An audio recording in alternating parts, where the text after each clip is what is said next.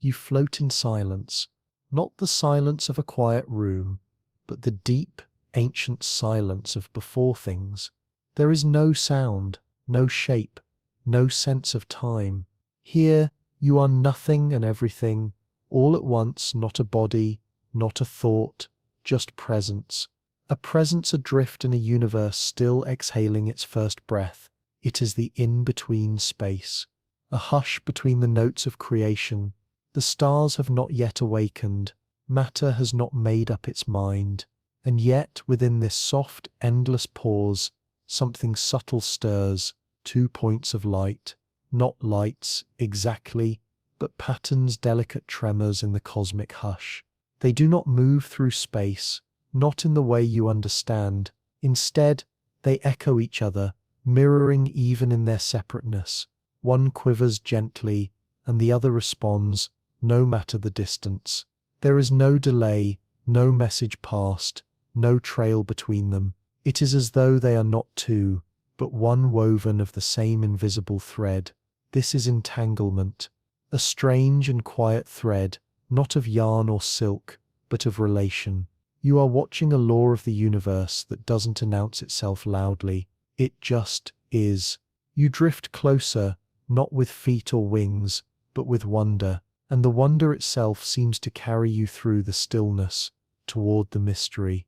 You do not see a cord, nor any link between the two entities, yet they behave as if connected, bound by something deeper than gravity, like twins separated at birth, dreaming the same dream, like distant waves that ripple in time with each other, unaware of the ocean's vastness between, like a thought, shared before it is spoken. It is not telepathy, not magic. It is quantum entanglement, real, studied, perplexing. When particles become entangled, they form a system beyond space, beyond isolation.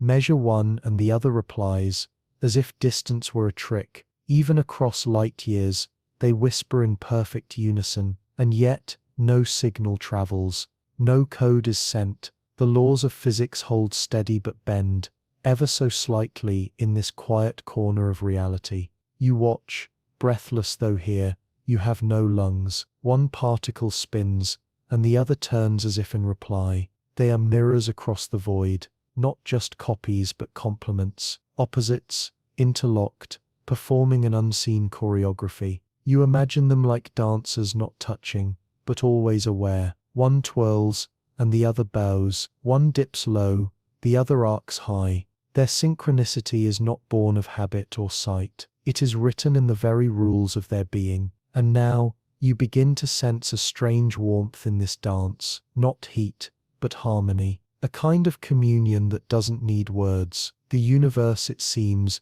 is stitched together not just by matter and energy, but by relationship. In this endless dark entanglement is a promise that no piece is truly alone, that across gulfs of silence, some things remain bonded, even without a tether, even beyond time's reach. Connection persists. You wonder, could you be entangled too? Not at the quantum level, perhaps. But what if, like these particles, we are threads spun from the same loom, woven into each other in ways we cannot measure? Every glance, every touch, every word perhaps, these are echoes of a deeper bond we've forgotten how to name. Perhaps the feeling of being drawn to someone across a room, or thinking of them just as they call, is the universe reminding us, you were never meant to be alone. As you drift further through this chapter of the cosmos, you carry this idea like a flickering lantern, the possibility of invisible strings not just across the galaxy, but within each life. Entanglement is not about control. It is not about knowing or predicting. It is about belonging. Two particles once touched remain in relationship. No matter how the stars shift or the galaxies spin, you picture this moment now, the very first touch between them. Did they collide, or simply glance? Was it a burst of light, or a soft resonance? Whatever it was, it left a mark not on the surface, but in the nature of what they are, like a secret, shared once, that forever binds, like a lullaby sung only once, but always remembered, like a breath held in the same pause. You remain here for a time, still, watching, feeling the quiet pulse of the entangled pair, and then something shifts ever so slightly. The stillness does not break, but begins to stretch. A faint vibration ripples through the nothingness, not sound, but shape, the suggestion of motion. Time, perhaps, is waking. The entangled particles remain locked in their duet, but around them a rhythm begins, a beat, a flow, a direction. You feel it rise beneath you, soft as a tide, not rushing, not urgent, just a gentle momentum, pulling you forward towards something vast, something beginning to unfold. And as the universe stirs from its slumber, you carry with you the memory of this first dance, a reminder that even in the coldest dark, some things are connected beyond reason. Entanglement has no wires, no logic, no levers, only the quiet miracle of resonance. You let yourself be carried now, not by gravity, not by time, but by curiosity. And as you drift beyond this moment, you feel the question beginning to form: if two particles can be linked across galaxies, what else, out there, might be bound in quiet harmony? You drift now with the echo of that first quiet dance still warm in your memory. The darkness remains vast and soundless, yet something has shifted. The stillness hums gently, as though a string has been plucked somewhere far away. You do not see where, but you feel the tremble in the fabric of space. Ahead of you, a particle, the one you followed in the last dream, spins slowly in the deep. It seems alone, silent in its glide. But you know better now. You know it is not solitary, but entwined. Far, unimaginably far, its twin drifts through another corner of the universe. Galaxies may stand between them, but somehow, impossibly, they remain connected. You observe gently, not touching, not disturbing. The first particle twitches just slightly, and there it is again. The second moves too. Instantly, without pause, without passage of anything between.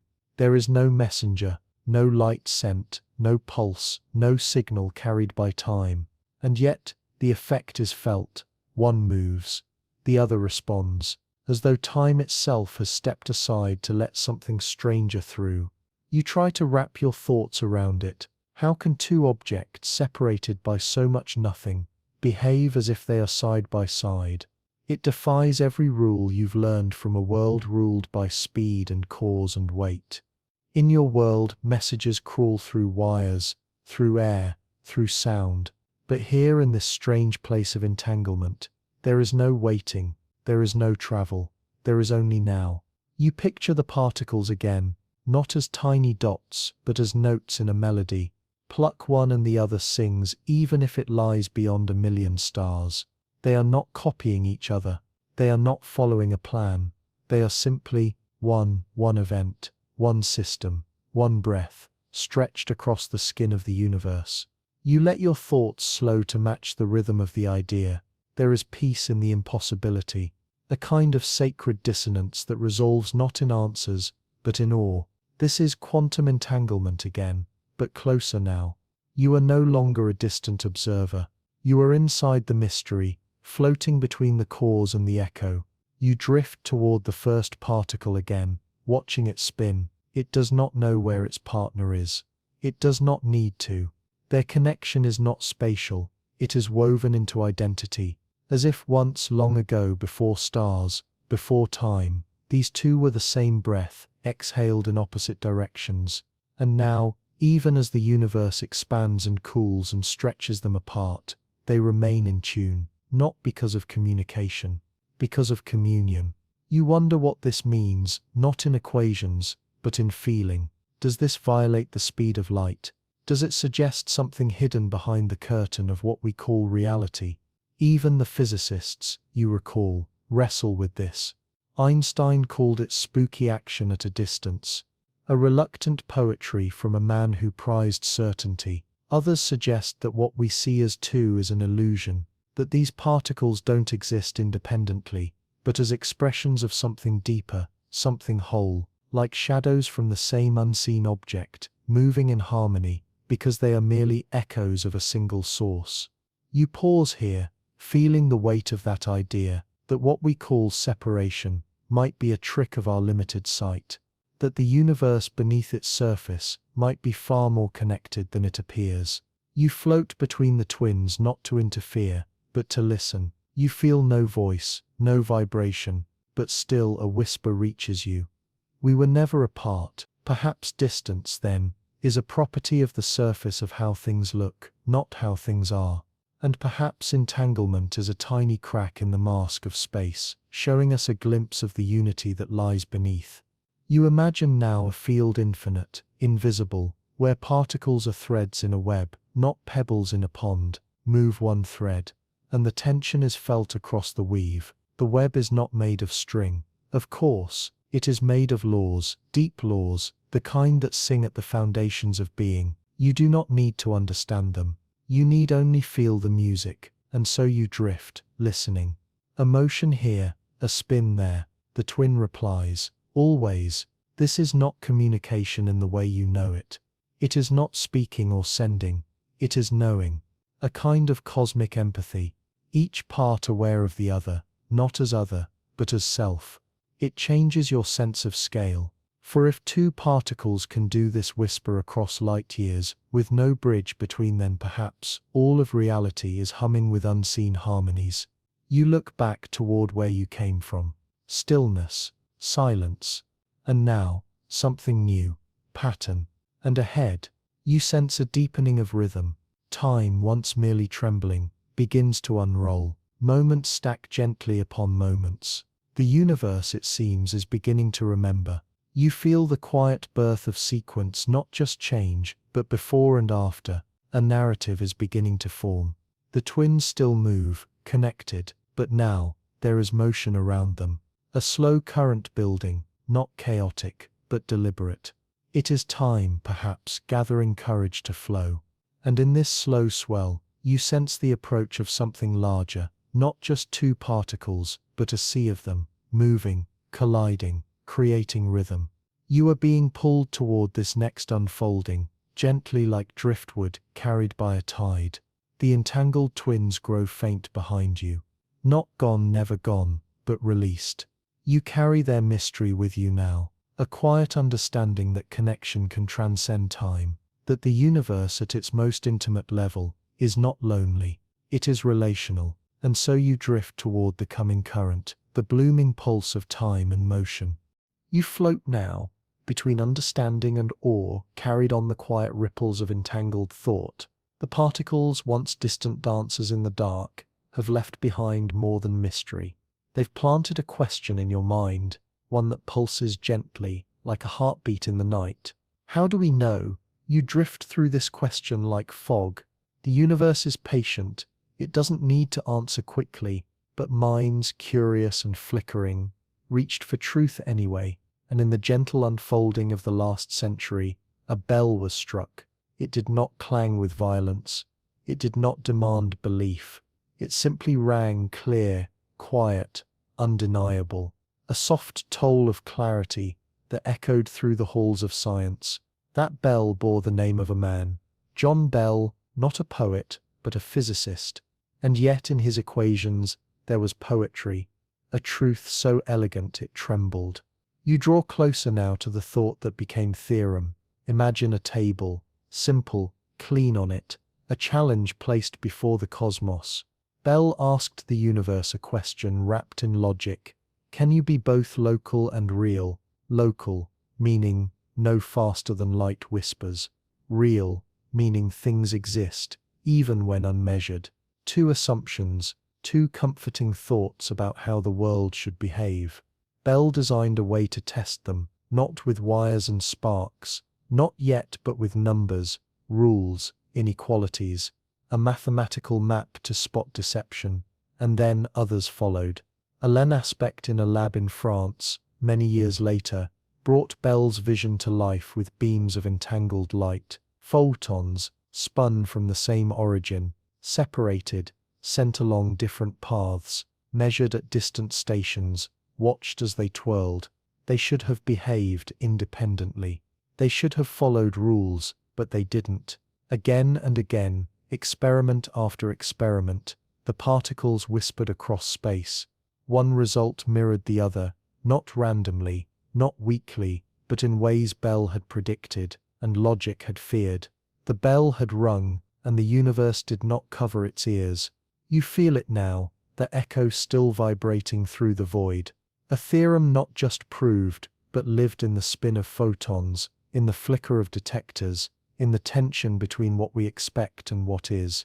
You drift into the heart of the paradox. Bell's theorem was not just a solution, it was a spotlight, a way to ask, without room for excuses, are you hiding something? And the universe softly replied, no, it does not hide its entanglement behind tricks. It does not fake the dance with clever clocks, it simply is more connected than we thought. You feel the weight of that refusal, the beauty of its honesty. To cling to the world as strictly local, as comfortably separate, is now to stand in defiance of light itself. And yet the implications do not scream, they do not shatter, they shimmer. Bell's theorem does not destroy the world you know, it invites you to see deeper, to release the grip on things as a part, to accept a universe stitched with invisible thread. You wonder how it felt the first time a scientist watched the numbers fall, to see the inequality violated, to realize reality has chosen a different path than reason predicted. You imagine the breath caught in that moment, the hush before applause, the world trembling just slightly, as if it too had heard the bell. And what does that mean? Here in this cosmic cradle, it means the connections are not illusions. It means the twin particles you watched earlier were not performing a trick, they were revealing a truth. You picture the web again not as something spun, but something eternal, a field not of space but of relation, a unity beneath the layers of matter and time. Bell's theorem is not a hammer, it is a key, not to a door that opens, but to a curtain that parts. And beyond that curtain, possibility. You float now beside the implications, watching them shimmer in the dark. They do not demand action, they offer awareness. Entanglement is real, and reality, it seems, is more mysterious than logic hoped, not broken, but braver. The particles are still here not just in labs, but in stars. In your breath, in the photons spilling from ancient galaxies, everywhere, pairs still echo each other's spin, their song a quiet defiance of distance. You think of Bell again, not as a man in a lab coat, but as a listener who heard the whisper of truth and rang it out into the world. You cannot unring that bell, and you wouldn't want to. Its tone is not threatening, it is grounding. It says there is more here than you know, and it is beautiful.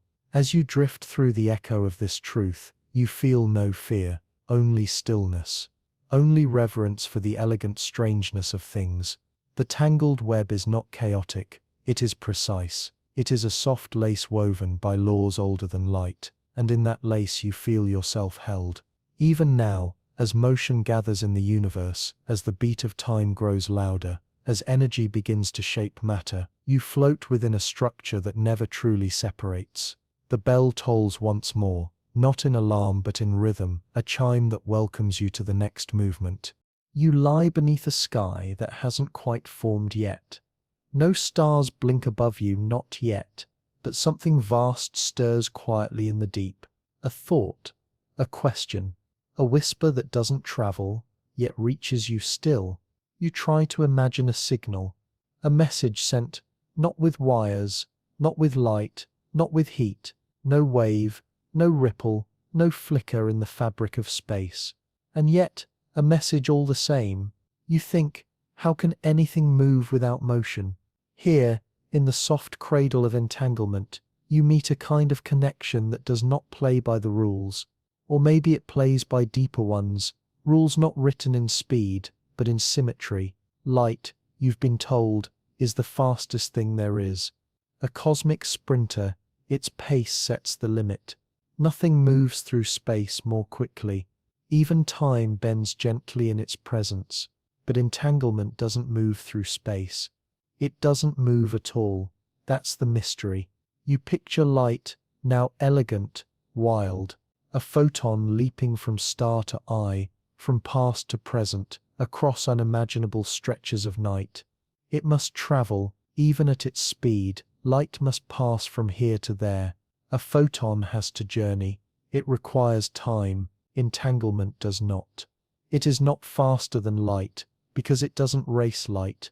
It steps off the track entirely. Where light runs, entanglement simply is.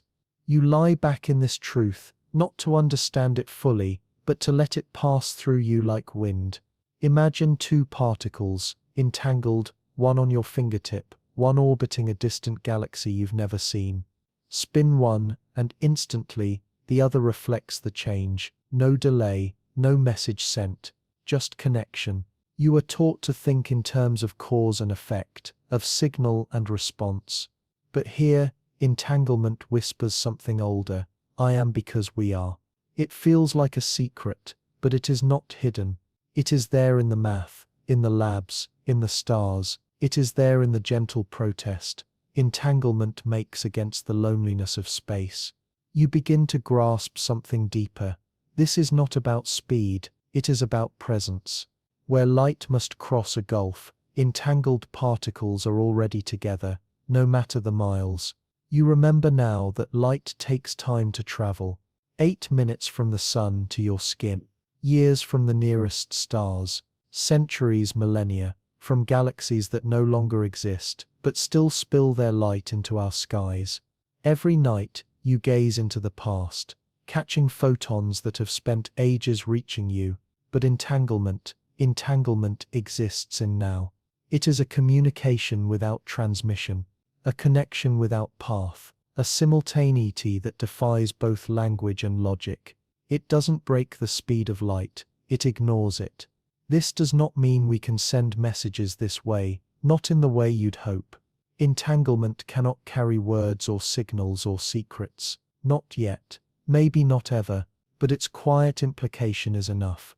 It tells you something profound, that separateness might be an illusion, that the boundaries you see between stars, between minds, between moments may not be so absolute after all. You feel the stars now, beginning to form, first as whispers, then as dust, then as flame. Light will have its turn. It will race and bend and shine. But before light, there was this, a quiet knowing, a bond that stretched across the unborn cosmos and held itself together without thread. You lie beneath this truth, still breathing in a sky that isn't yet sky. The silence is full of meaning. Perhaps you think, entanglement is not about speed but about memory. A memory the particles keep, of being one, not faster, deeper. You close your eyes not to sleep, but to feel more clearly. You imagine the universe not as a void filled with things, but as a whole, indivisible, humming, and somewhere within that hum, two particles remember. They remember a time before they split, and so when one shifts, the other sighs in reply. No message, just memory. And you wonder, is this not what love is too? To feel someone across distance, not because they spoke, but because you remember who you were together. The night around you grows fuller now, not darker, deeper, as if the stars are drawing breath before their first flare. And in the stillness, you feel a new kind of knowing, a communication that needs no words, a connection that does not stretch or travel, but simply is. It humbles you, not in fear but in awe. For all your striving, for all your motion, there are truths in the universe that do not need to run. They simply are always. You let this feeling carry you now, like a boat set gently upon a river. No paddling, no rush, just the current of curiosity. You are not being pulled, you are being invited. And somewhere in the stillness, you feel the glow begin, not from the entangled twins but from the world beginning to stir around them. You sense it in the dark, matter awakening. Not just particles in connection, but atoms taking shape. A new kind of relationship, structure. The dance of light will begin soon. But first, the pieces must come together. You are no longer drifting through darkness. Not entirely. Now, you are drifting through something softer, a shimmer like morning light across still water. A reflection, not of the world, of you. Somewhere between thought and particle, you begin to sense a likeness. Entanglement, once a mystery painted in the stars, now presses gently against the mirror of your own mind. You pause. The silence is still vast, but no longer empty. It is a chamber, an echo space, and within it your awareness meets itself. Could it be, you wonder, that the same unseen threads which bind particle to particle also tug gently at the edges of your being? You begin to feel it, a rhythm, faint but familiar, your own memories layered like pages in a book you are still writing. Each memory not separate, but somehow linked, not linearly, but deeply. One thought moves, and another flinches in reply. One feeling rises, and somewhere else in you, a dream shifts, like twins in a mirror. You imagine your consciousness now not as a solid thread, but as a network, an entanglement of impressions, sensations, moments that are far apart in time, but still reach for each other. You recall a scent from years ago, and with it, a place, a person, a version of you that you no longer wear, but still feel. And that old version of you feels you too. Not with words, but with knowing. This is not memory, this is resonance. Like particles once connected, you and your many selves still orbit one another in unseen symmetry. You begin to wonder, what if the mind is not just a container of thoughts but a field of mirrors? What if every version of you, past, present, imagined, is still entangled with every other? You sit with that thought, not to understand it, but to let it breathe. You watch the mirrors shimmer, not glass, not surfaces, but moments.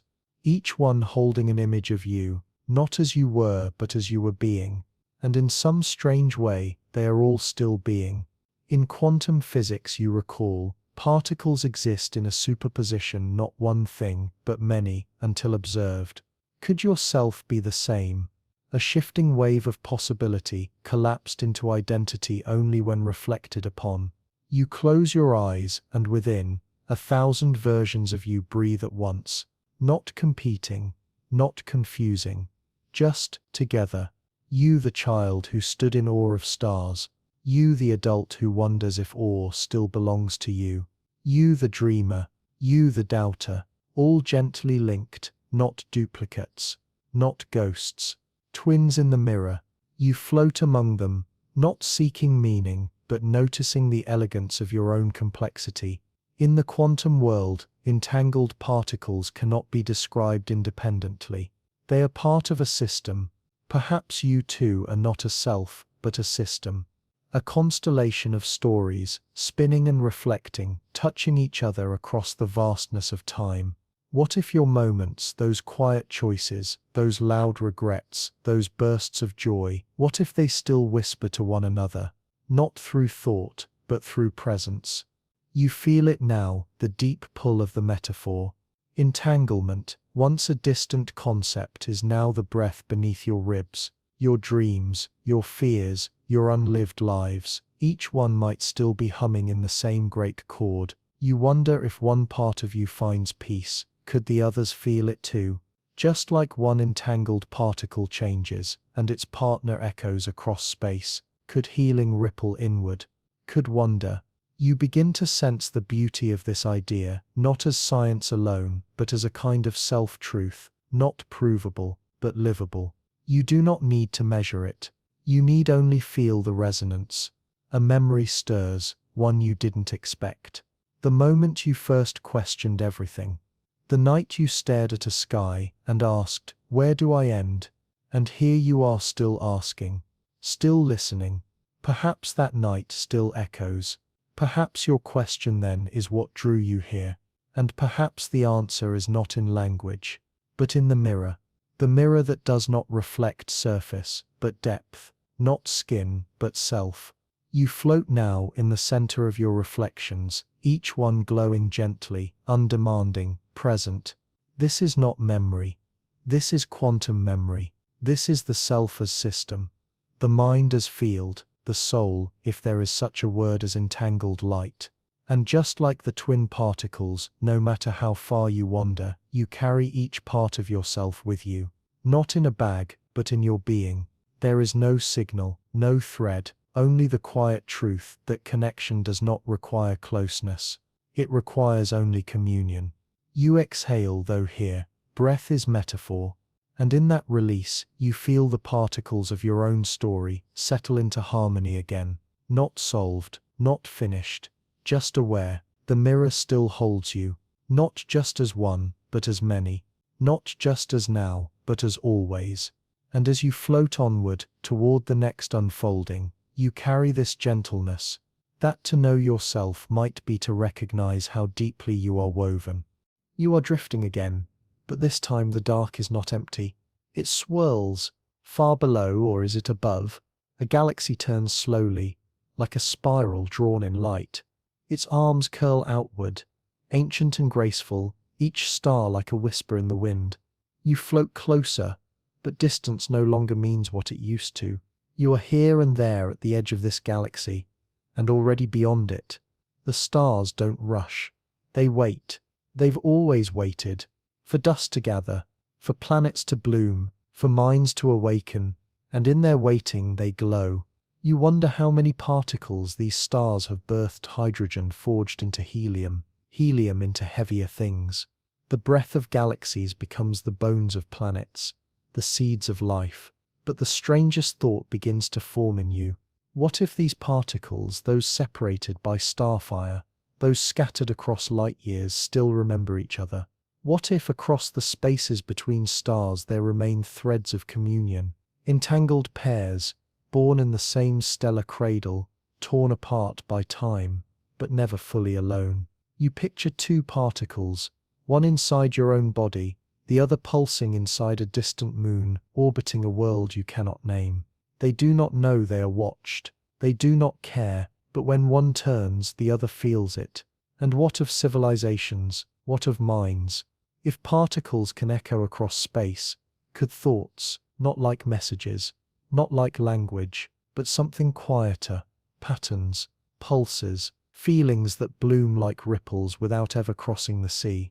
You drift higher now, above the spiral arms. The galaxy stretches below you like a glowing pinwheel, its center a heartbeat of gravity, and then you see another, far away, another galaxy turning, shimmering, not alone. There are more, so many more, hundreds of billions. Each one a system, each one a home, and between them darkness, silence, space so vast it feels like a wall. And yet, there is a feeling, a hum too soft for sound, a shared rhythm. Galaxies drift toward each other, nudged by unseen forces. Some will merge a billion-year embrace, and in their dance, you see something you recognize, entanglement, not at the level of particle, but of pattern, a cosmic echo of what came before. You imagine now a particle in one galaxy, its partner lost in another, separated, since the moment of their birth, their journey stretched across cosmic time, and still they respond. No delay, no message, just knowing. This is not science fiction, it is science, softened into metaphor. You wonder, could a mind made of such particles feel the tug of its twin, even if that twin lives on a world orbiting another sun? Could sentient beings sense one another not through wires or waves, but through resonance?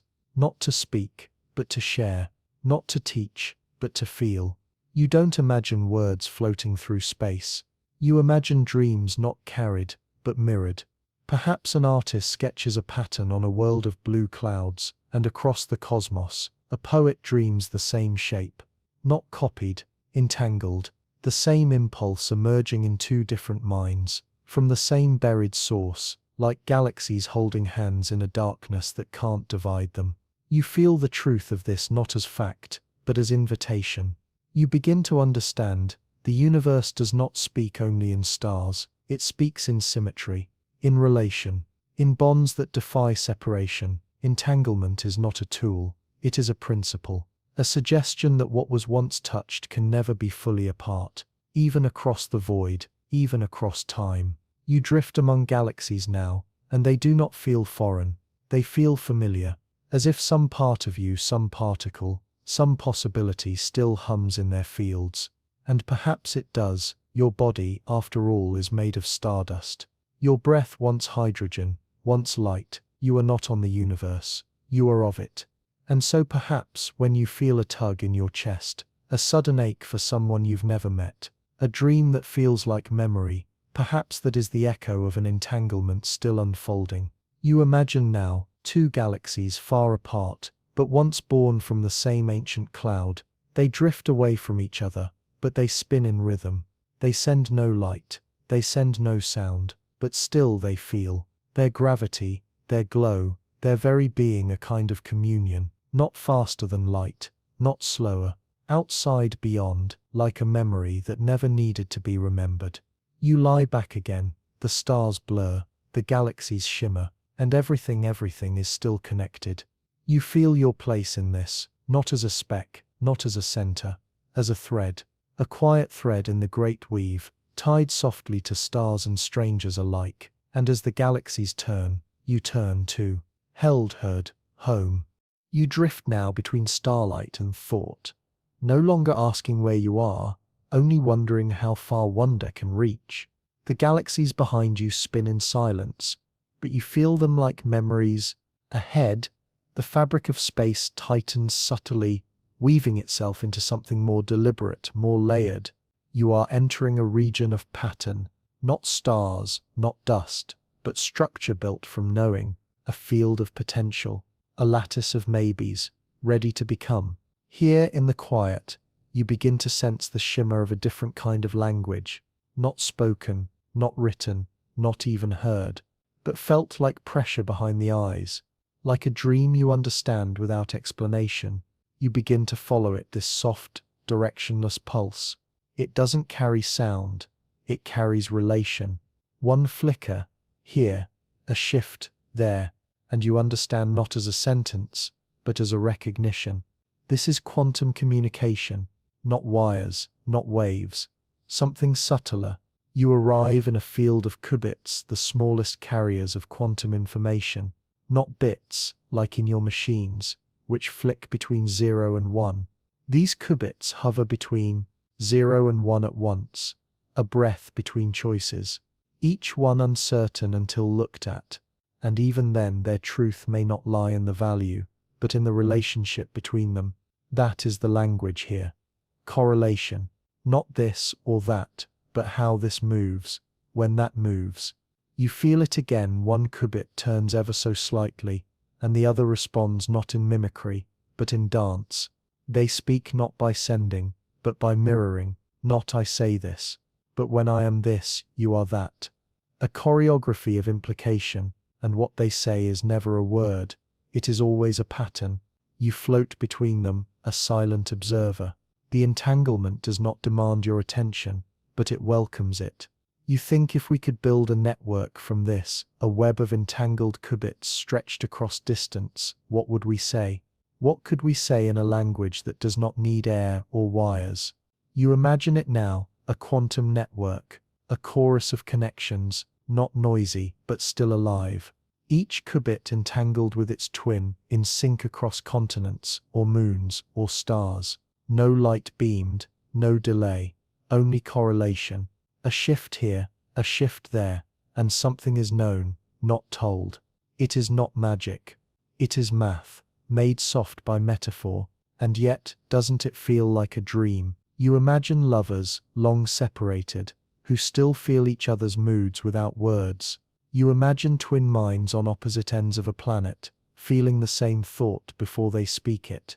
You imagine an intelligence, not bound by voice, but by shared states of being. In this place, you are allowed to wander wildly.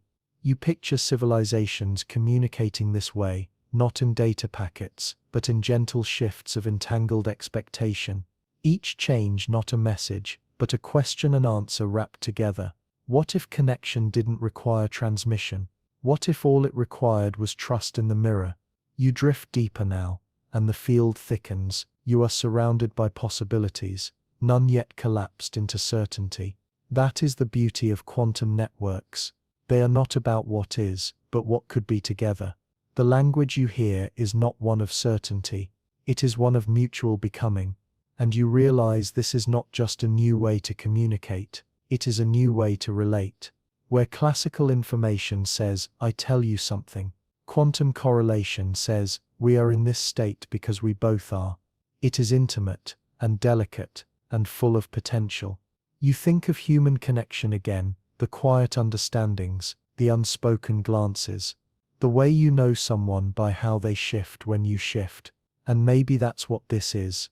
A science that finally speaks the same language as emotion. You begin to imagine what a network of such communication could mean, not for machines, for people, for dreams, a world where messages are not delivered, but felt, where knowing comes not in syllables, but in symmetry. Perhaps this is not only how we could communicate, perhaps it's how we already do beneath the noise. You float among the qubits, and they shimmer faintly, uncertain but connected. And then you feel it, a moment where many align, not by plan, by presence, a harmony in the field, not a phrase, a feeling, a kind of shared yes, echoed across the web, and then gently it passes. No trace, no log, only the memory of resonance. You understand now why this language is not yet ours to wield. It is fragile, it is quiet, it does not demand, it invites. You drift back from the network, not in retreat, but in reverence. The possibility remains, the language awaits, and perhaps one day we'll learn to listen to it, to speak with it, to connect not by voice but by being. You rest now in the hush between awe and understanding, still cradled in the glow of quantum possibility. Around you the field of entangled qubits dims softly, not vanishing, but falling into a quiet slumber. It is tempting, isn't it, to believe this thread, this strange whisper between particles could carry more, a message, a thought, a secret. The idea lingers in your chest, hopeful, tender. It feels almost natural if two things can react across space. Why not use that bond to speak? You picture it, a particle here, its twin on the moon. You change yours. The other responds, a signal sent without travel.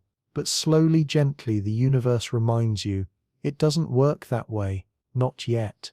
The bond is real, but it is not controllable. It is not a wire. It is not a channel. Entanglement lets two particles share a state, a strange mirrored dance across distance, but it does not let you decide how that dance will unfold.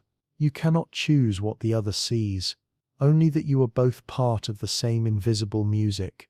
There is no way to use it to send information without something more, without a signal, a light beam, a classical connection.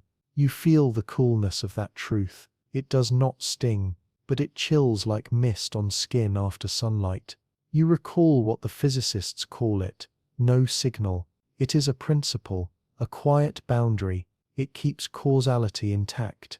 It keeps paradox at bay. Without it, you could send messages to the past. You could unweave cause from effect. The universe, it seems, will not let that happen. Not yet. So the entangled particles remain in sync but mute. Their bond is sacred, but silent. You watch now as two qubits are measured. The outcomes are random. You cannot control them. And so, even though the other qubit responds, there is nothing useful to extract. No pattern you can choose. No message you can send. It's like opening a fortune cookie only to find a blank slip. The fortune was there but you couldn't write it. You understand now. Entanglement reveals what is shared, not what is said.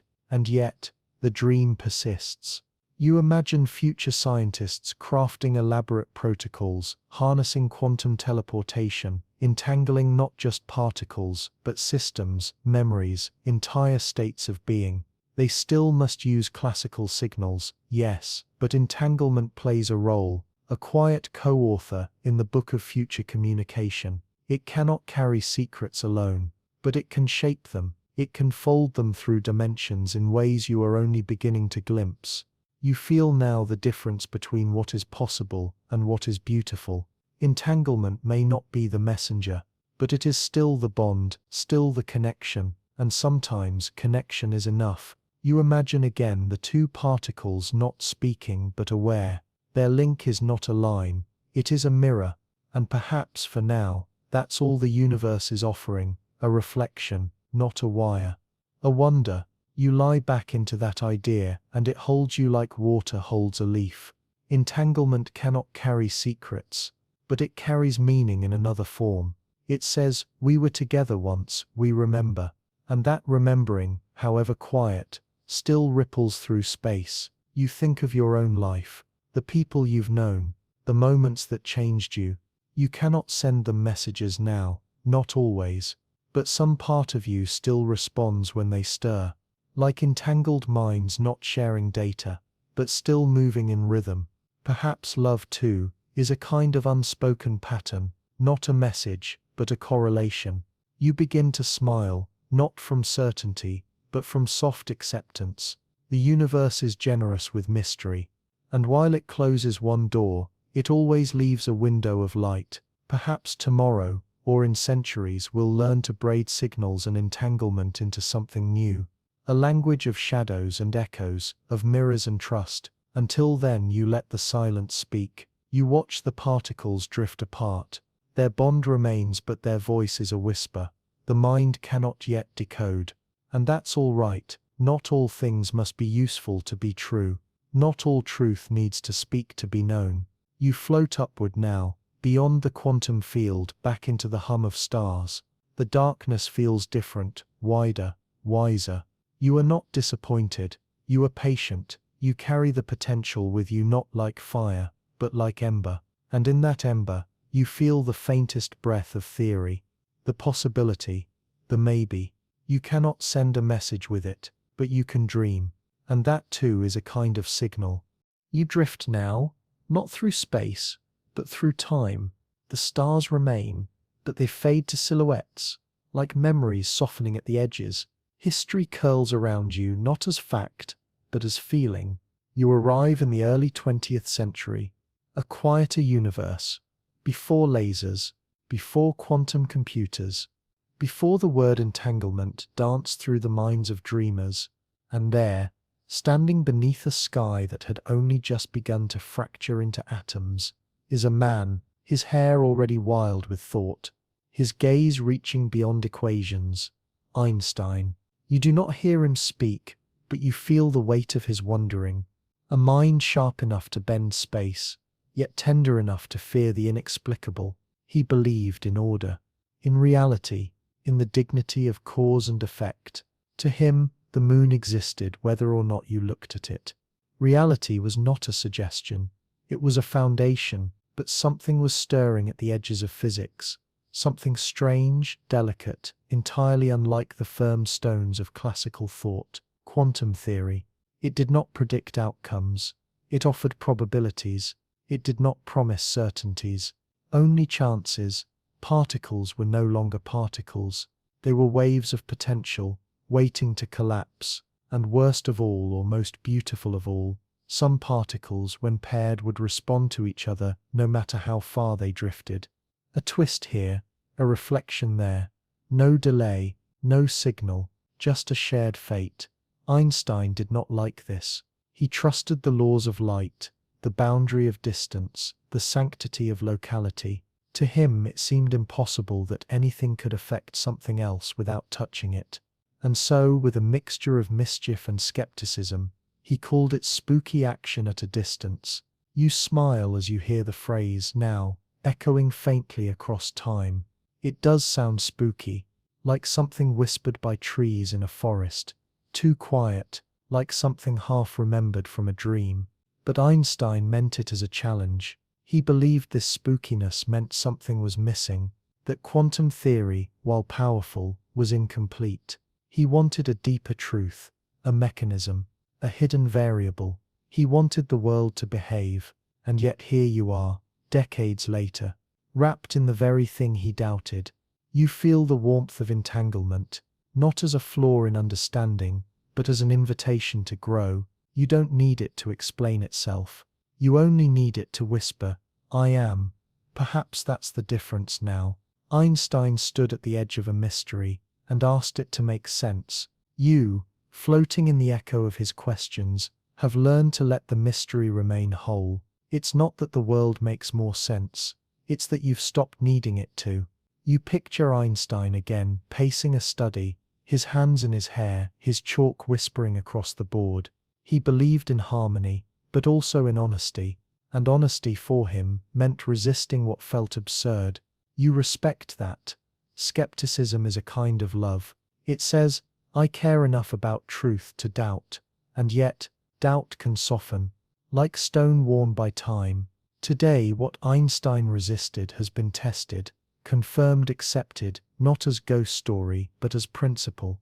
Entanglement is real, and still it's spooky, but not in the way he feared, in the way a forest is spooky, in the way the ocean's depth is spooky, not threatening, enveloping. You close your eyes and imagine telling him sitting with him on a quiet evening, stars just beginning to appear. You'd say, it's still spooky, Albert, but it's beautiful too. And maybe he'd nod, or maybe he'd argue, but maybe, just maybe, he'd smile at the poetry of it all.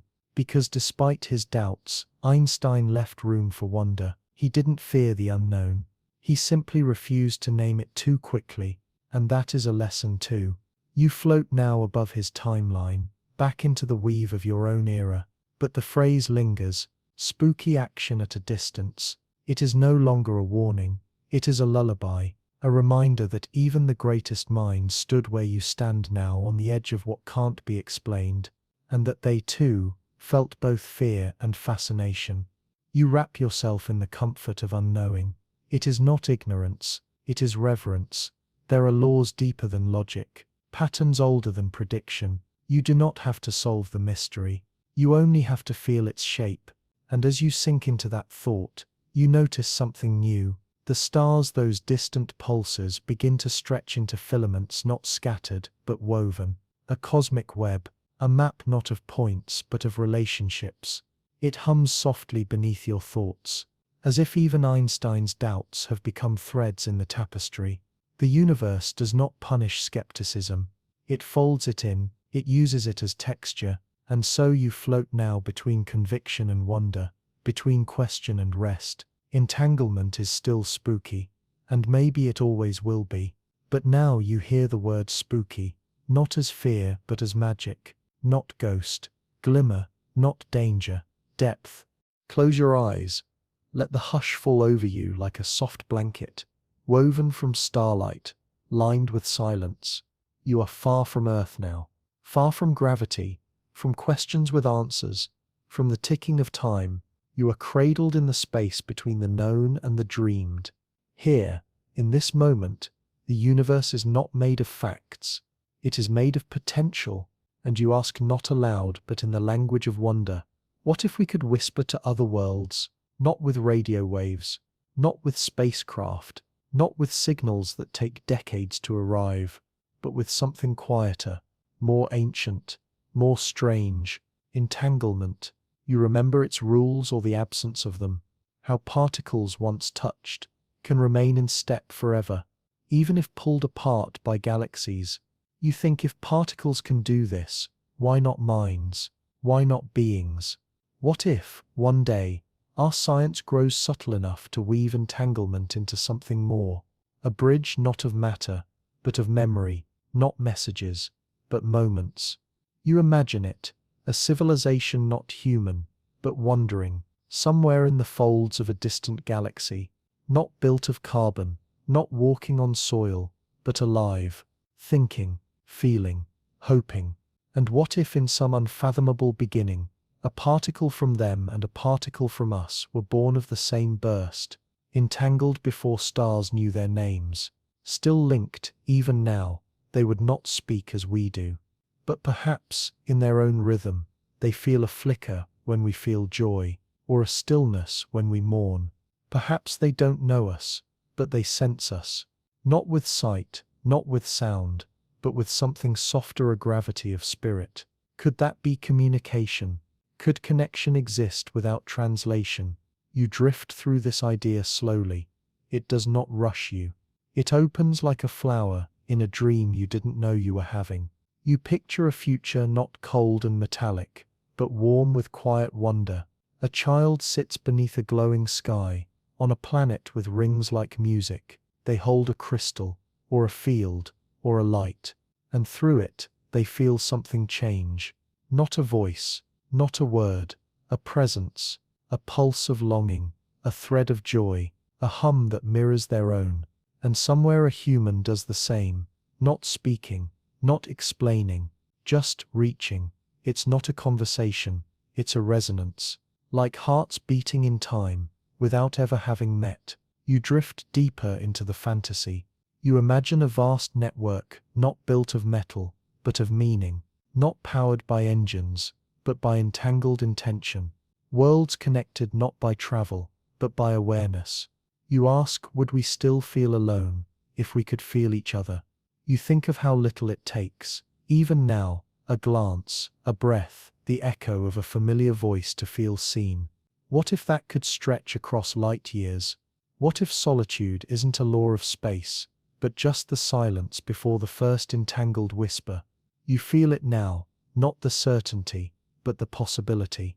The softness of the maybe, not science fiction, not prophecy, just a gentle wondering that rests beside you, as if it's always been there. You think again of the word communication. It comes from the root communis, to share, not to transmit, to hold something together. And perhaps one day, entanglement will help us do just that, not send but share, not tell but know. You float now above imagined worlds, not as a body, but as a listener. You listen not for words, but for rhythm, for patterns, for echoes of feeling that might drift through the quantum weave, and whether or not they ever arrive, you feel comfort in knowing they could. The door is not open, but it exists. And sometimes the existence of the door is all it takes to change how we dream. You carry that dream now, not like a plan, but like a lullaby.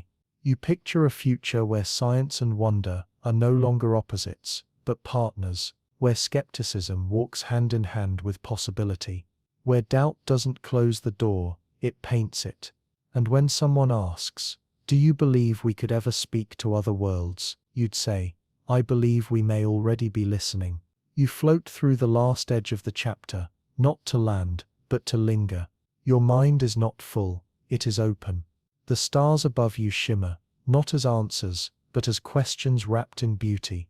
And below, on 1,000 possible planets, you imagine others looking up, wondering the same thing. Perhaps that is what connects us, the reaching, the readiness, the dream that we are not alone in our longing. The journey has slowed, not stopped, not ended, just softened like light at the edge of twilight, like a breath drawn gently through curtains before sleep. You are weightless now, not in space, but in stillness. There is no destination left to reach, only reflection, like stars mirrored in water. Entanglement brought you here, not just the science of it, but the feeling, the image of two particles linked forever, whispering without a voice, connected without a thread. That image became a path. You followed it across galaxies, through theory and thought, through the quiet heart of mystery.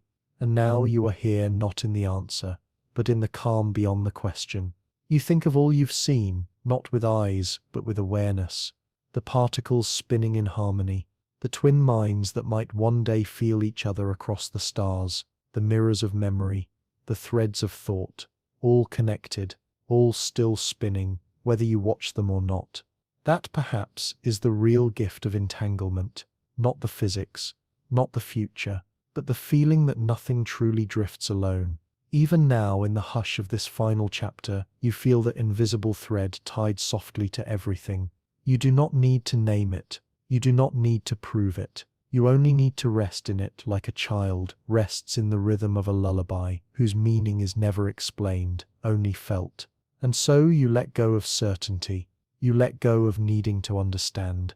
You hold only the warmth of the idea that once two things have touched, truly touched, they are never truly apart, not in space, not in time, not in being. You let that thought become a cradle, let it sway gently. You think of people now, not particles, those you've loved, those you've lost, those whose hands once held yours, and those who never needed to. Their presence still echoes, not loudly, but in the small ways, in the quiet moments, in the dreams you didn't expect, in the instincts that arrive like whispers. Perhaps you are still entangled with all of them. Perhaps love, once real, never fully untangles. Perhaps grief is just the gentle pull on a thread that still connects. Perhaps this is why you sometimes wake with someone's name on your lips, not because they're gone, but because the link remains. You do not need science to confirm this. But science does not deny it. It leaves the door open, and that door just ajar is enough. You drift now through memories that are not memories, impressions, soft lights in a fog, the voice of a parent, the laughter of a friend, the silence of a stranger who changed you. None of them are here, and yet all of them are, entangled perhaps in the very shape of your soul. You feel yourself dissolve, not disappear, but blur, edges softening, boundaries easing. You are not a point, you are a field, a wave, a system woven into other systems, and that is enough. The dream deepens. The stars fold inward, the sound fades. There is no ending, only the turning of the page, only the next breath. But before you go, before you drift entirely, you carry one last thought, that this universe, in all its vastness, chose connection as one of its first languages. Particles became atoms, atoms became stars, stars became stories, and you are one of those stories, entangled, imperfect, beautiful. You smile without moving, sleep without closing, and somewhere in another place, a particle turns, its twin replies, and you are both still listening.